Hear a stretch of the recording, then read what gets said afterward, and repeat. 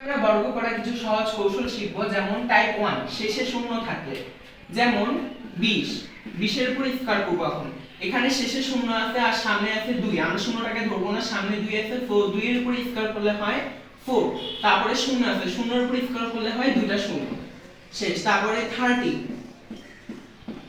30 শেষে আছে শূন্য, শূন্যর আগে আছে 3 3 এর উপর স্কয়ার করলে হয় 9, তারপরে শূন্য আছে, শূন্যের উপর স্কয়ার করলে হয় দুইটা শূন্য।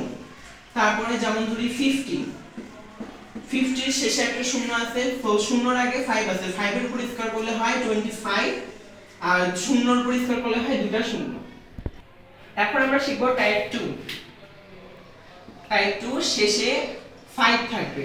আচ্ছা, কিছু উদাহরণ দেখে নিই। যেমন 25 স্কয়ার, শেষে 5 আছে, 5 এর আগে আছে 2 2 এর পরের সংখ্যা হচ্ছে 3, আমরা সবাই জানি, তাহলে 3 এর সাথে 2 গুণ করলে হয় 6, তারপরে 5 এর উপর স্কয়ার, তাহলে 5 5 এ 25। তারপরে যেমন ধরি 35 এর উপর স্কয়ার করব, 5 আছে শেষে, 5 এর আগে আছে 3 3 এর পরের সংখ্যা হচ্ছে 4, তো 4 এর সাথে 3 গুণ করলে হয় 12। তারপরে 5 এর উপরে স্কয়ার আছে, তার 5 5 এ হয় 25।